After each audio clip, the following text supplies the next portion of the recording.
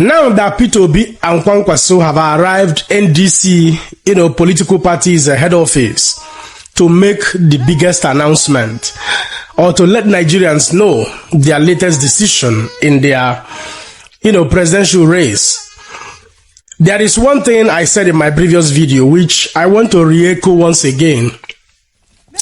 One of the things that President Bola Ahmed Tinubu will never allow in Nigeria is for ADC political party, of which it is already very certain that Alhaji Atiku Abubakar will be the presidential flag bearer at this material time. One of the things he will never allow is for ADC to miss the deadline of INEC. Now that it is obvious that Peter Obi has left ADC political party, so the chances of the coalition bringing together Kwankwaso, Peter Obi and Atiku together and Rotimi Amechi has failed, which was originally or initially part and parcel of the divide and rule strategy of the ruling party, of which we saw the resultant effect, the internal wrangling, the Lego fireworks, leadership tussles and all of that, and as well as who becomes the presidential flag bearer, which I consider to be even secondary before the internal wrangling.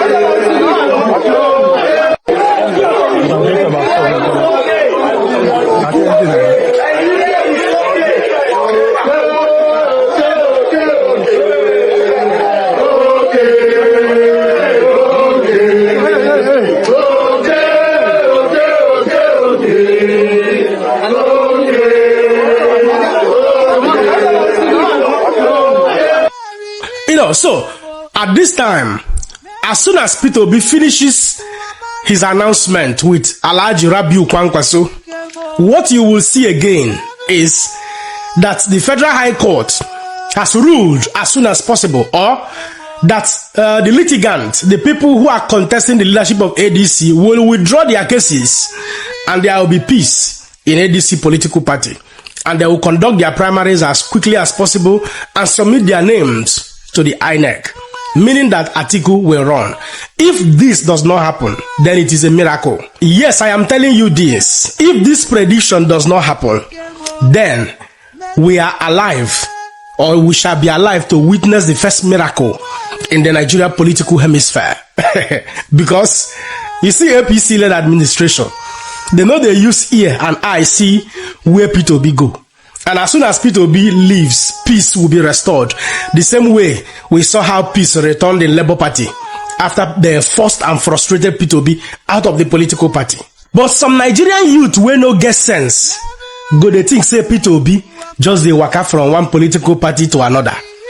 What is making Peter Obi to move from one party to another is an evidence that we live in a country where rascality thrives, where one man can capture the entire institution of governance and use it for his own personal aggrandizement, for his own personal selfish interests, using the institutions to work against one man simply because they don't want him to be on the ballot. That is Nigeria for you. So don't be surprised when you see the news springing up, but from Monday, Tuesday, Wednesday, and down to Friday.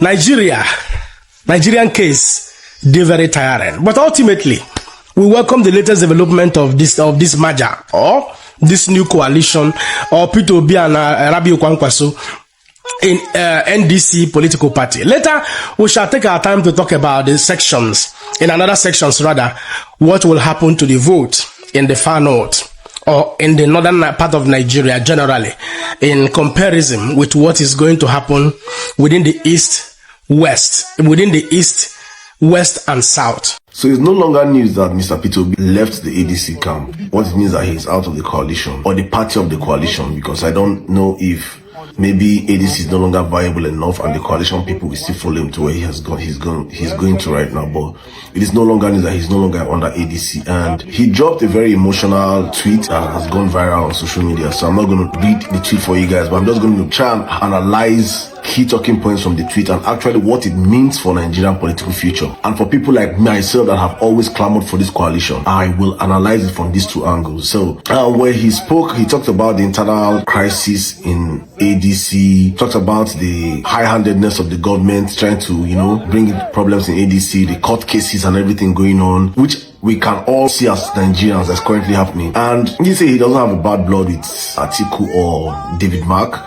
and that he's trying to chart a new course, which for me, I might be indifferent. I do not necessarily agree with it, but one thing is that I respect the man, I respect him as a person, and that I believe he should be the next president of the country. So even though I do not necessarily agree or do not necessarily wish it ended this way, I have to respect what he has done, and also understand that I am not in those rooms, so I don't understand the things that he's currently seeing right now for him to make this decision that he has made right now. But it's important I highlight this for Nigerians to understand why we were in the coalition in the first place. Because right now, emotions are all high. And I'm doing this because when emotions settles down and when we are now back to reality, we can now understand the ramifications of what we are into and what is about to happen in 2027. All right. We came into a coalition. Why? For a single reason. The reason is that we have a very vindictive dictator currently occupying Aso Rock that is not willing or ready to go. That has destroyed the country to the point whereby he's actually not destroying parties and he's trying to bring the Lagos model of politics to the center, whereby he will decide who will be governors, senators, House of Rep members, local government chairmen, councillors, and everybody. For you to vie for any meaningful position in the Bola Ahmed Tinubu's Nigeria, you have to kiss his ring, which is a danger to democracy in itself. And that was why the coalition had to come together, because if you look at 2023 elections, the reason why Tinubu emerged is not because he was the popular candidate. He emerged because they created a room for him to be rigged in. Why? Because the votes were splitted across the opposition parties. So the ruling party, which was APC then, did not win the elections because they were the popular party on the ballot. No, they won the elections because the opposition were divided. And it was a sensible idea that this divided opposition, looking at Nigeria where we are heading to currently right now, that it is important that everybody drop their own personal ambition and fight for the unification of the country first, because the man at the center is a very dangerous man and we cannot afford to go beyond 2027. If we do that, all these politicians that are making noise right now, all of them, including Mr. Peter Obi himself, they are all finished.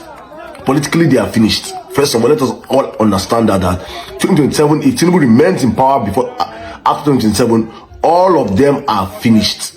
They will understand this statement. If you don't understand this statement now, you understand it in 2027. And that's why many of us were fighting in 2023.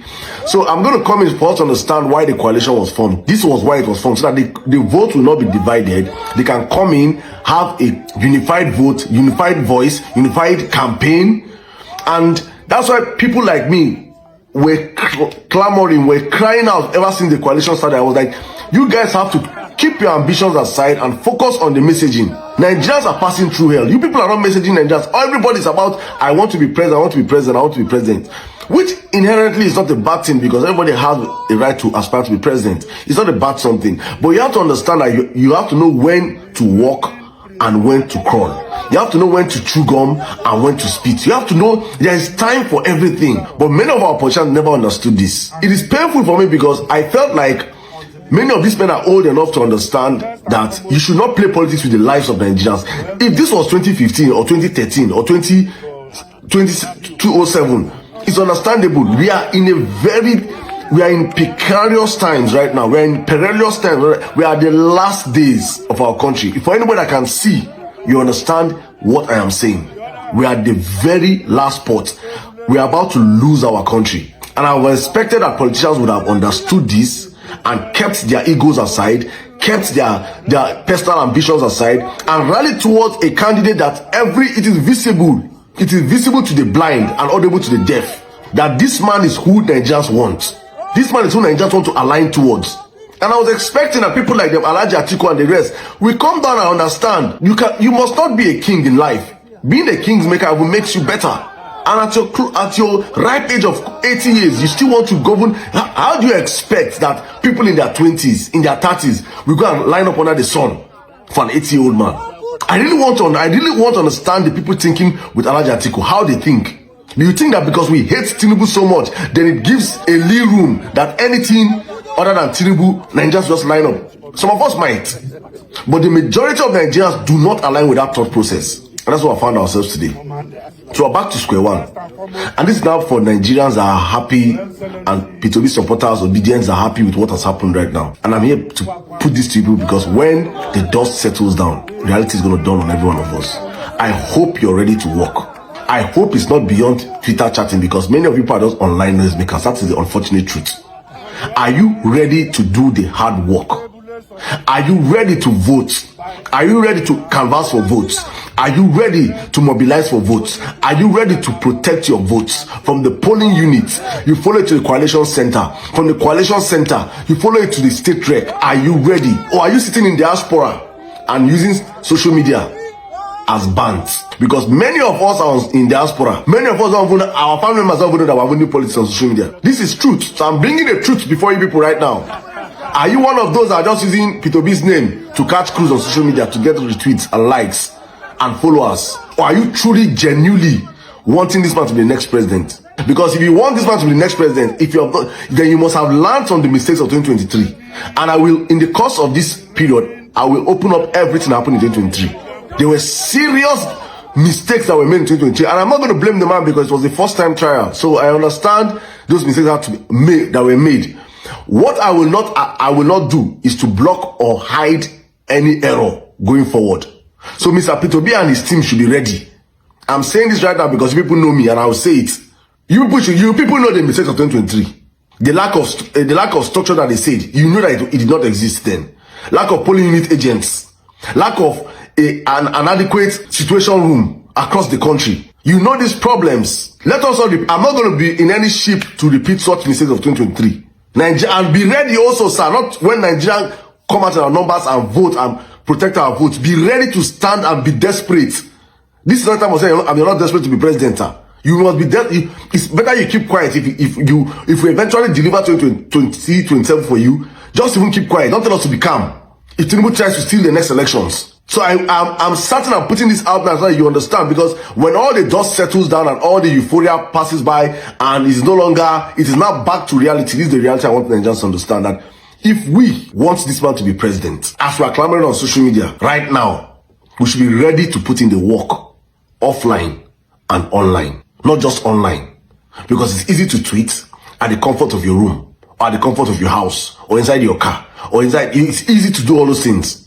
The hard work is actually mobilizing and getting structures on ground. A word is enough for the wise. I am one of those that have repeatedly said that anybody that betrays the coalition or a united opposition, I will work against that person, even if it's Peter Obi. Because I understand clearly that in fighting someone like Bola Tinubu, who is an undemocratic, a non-democrat, an election thief, and a mandate robber, you cannot afford to go before that man or go against that man in an election that you are not, is not even fair in the first place, that has been rigged against you, and not have a coalition of forces. So I stood to accepting that I may not like all of these guys, but that is the only way we can survive, because the greatest danger against Nigeria as it was the Bola Tinubu brand of politics. So it's something we have to do away with as much as we can. So, and then when I began to see all of the noise happening with the ADCs and now the NDC, I took my time to consider the fact beyond all of this propaganda. There's an agenda to give Peter Obi a bad name. And if you know me so well, you know that I will stand for the truth when it comes to politics like this. There's an agenda. And the Atiku and APC camp are cooking this agenda. First, they are lied that Peter Obi is requesting to be handed over the ticket on a platter of gold, without work, without primaries. But that's a lie. Listen to Peter Obi in this video. And it was very recent. Very, very recent. So it was a money primary. Will not be. What if this one becomes dollarized? It will not be because it's direct primary. What if it will never be. I can tell you, we are sure. We are sure, we are determined that it will never be. That we are a new set of people ready to sacrifice. I am asking that if Atiku Abubakar becomes a presidential candidate here, what would happen with nobody will be through, everybody will emerge through a transparent primary. All right. I assure you of that primary. We want to build a new Nigeria. That Nigeria is a Nigerian that will be built on transparent primaries and good election, because we're going to rebuild the country. We want to start doing things properly. Can't you see our country collapsing today? You know what it means that we moved from number 8 in terrorism list in the past 3 years to number 4, and you're still talking about transnational primary. We need to start fixing it. We need to fix our country. People are dying. Mothers can't go to hospital. Children can't go to hospital. Children out of school. Nobody is secure. Even you now, you can't travel to a village, and you're talking about transactional politics again. We want to keep transactional politics and make Nigeria work. We want to build a country where a child of nobody can be somebody without knowing anybody. Right. We want people to get jobs. Our children are all over the place looking for a job. They can't find food to eat. So and you're talking about primary. No. Yeah, so that's it. By the way, I'm quite impressed with the confidence that Peter Obi is going to the 2027 elections with. Very, very confident. And he's the man of vision. You see how well at every given time, he's going to talk about the vision and his change initiative for the country. I can tell that his vision is very contagious and he's confident. All we need to do is to ensure that we follow this confidence strategy and the people go ahead and vote on the election day. I'm sure Peter Obi has something in the offering. Now, leave Peter Obi now, away from Peter Obi. Let's look at Atiku Abubakar. In another recent video, of course, in an interview he had with Charles Anogiolu of Arise TV a couple of weeks ago. Listen to Atiku and we'll come back and then finish his up and we will know where the lies are coming from. It's not like under Buhari, for example, where you had this massive vote that was constantly going to him. Okay, can you tell me among the current leaders in the north who has more votes than I have? Well, it depends on who has been running. I mean, you talked about different tiers of... I mean, you are talking of figures like Tambuwal, you are talking like figures like Kwankwaso and others, and Mayor Ruvais, and also the emerging political, figures. None of them has got that northern bloc vote as much as I have got. But they also, people like Kwankwaso have the northern strategic vote, don't they? Kano. Yes, that's strategic. Yeah. We concede that to him. Right. Yeah. That's why he's a leader in the coalition. But you don't think that the absence of such a vote would affect you fundamentally? Well, the absence of it may affect, but even his own case, you can see how Kano is now split. So with these two videos you've watched, which person is not wanting a direct primary? By the way, for the sake of education, a direct primary is the type of primary where every registered member of the party votes. Usually, there used to be indirect primary strategy where there is delegates. So all of the members from the ward level select delegates, and some offices, some senior members of the party, all of them goes to vote. So now, with the new electoral reform, it is direct primary or a consensus. So which of these persons is seeking a consensus between the both of them? Which of these persons is playing tribal politics or ethnocentric politics? Which of these persons is trying to build on sentiment rather than deal with the actual problem? You see, I'll say this once and for all. If Nigeria doesn't work in 2027, hold Atiku Abubakar responsible. Hold Atiku Abubakar responsible. Good day to our viewers all over the world and welcome back to Local Journal. It's no news that Peter Obi and Rabiu Kwankwaso have thumped the EDC for NDC due to Atiku Abubakar's greed and insistence to be the flag bearer of the opposition party come 2027. And for this reason, and for the fact that Atiku and his camp are trying to play Peter Obi, play a smart one on Peter Obi and Rabiu Kwankwaso, they had to leave before it's too late. They took their own political future into their own hands and they left the ADC for the NDC. And in less than 24 hours, the NDC is gathering momentum. And as we speak, there have been wave of defection from the ADC to the NDC. And the NDC is the new love for the Nigerian people now.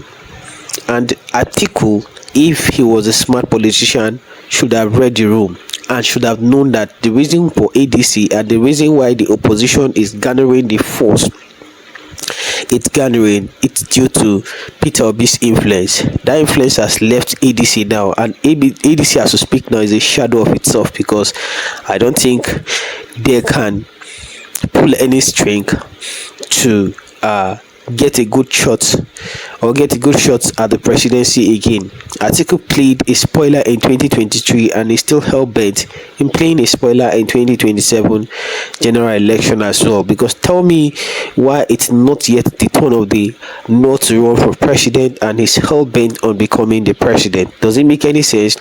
This is a gentleman agreement held between the both people and the both region to ensure that power is divided and power is shared accordingly. Now, the late President Muhammadu Buhari did his 8 years without any interference from any Southerner, and now it's turn of the South to rule and to go on for 8 years. Now Atiku is hell-bent on becoming the president. Of course, one spirit tells me that he's working for the APC, because tell me, if he's not working for the APC, why should things be going this way it's going? And for me, I think he's losing relevance already, because his permutation and calculation right from the time of Goodluck has been flawed, very, very bad. And that's the reason why, because of his greed and because of his desperation to become the president at all costs, is the reason why the former president Olusegun Obasanjo never wanted him or never liked him to become the president, and he's showing it that he doesn't have what it takes to become the president. Because if you play a spoiler, you went to the PDP, you destroyed the PDP, now you are in the ADC and you're already destroying it. Tell me, if you go to another party tomorrow, that's the same way you're going to destroy this party. The party ADC was not formed by you came in, but because you know you have more, you use more financial influence and power over other candidates, you want to buy your way into becoming the flag bearer. And for these people not to be kind of taken unaware, they had to leave the place. So you will not blame Peter Obi and Rabiu Kwankwaso for leaving that place, because of course these are the most vibrant people we have in the opposition now, and they are the best brain I think we should all queue behind to give the ruling party a run for their money, because that is just what we need in Nigeria now. Atiku will learn, and from this mistake he's going to do and he's already making, if he doesn't kind of learn from it to start playing the kind of politics that is deserving of him, then of course he's not going to learn again. Drop what you think about this in the comment section, and if today is your first time to visit our channel, please kindly like, share and subscribe to our channel.